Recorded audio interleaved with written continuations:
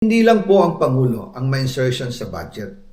Pati po si Congressman Sandro Marcos, meron din pong pinapasok taon-taon.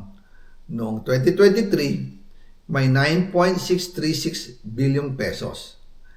Noong 2024, 20.174 billion pesos.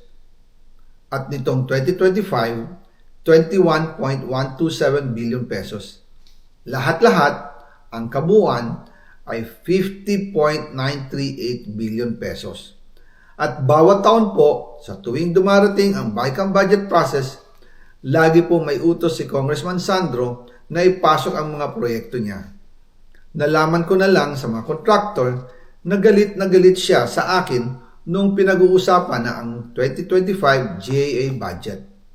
Ang sabi daw niya, ipatatagal ako at magpa-file ng maraming kaso laban sa akin. Kasi kulang ng 8 billion pesos yung insertion na gusto niyang ipasok. Ang dahilan daw, may mga contractor na nakapag-advance na sa kanya at dahil hindi na ipasok ang buong halaga, kailangan daw niyang magsauli sa mga yon.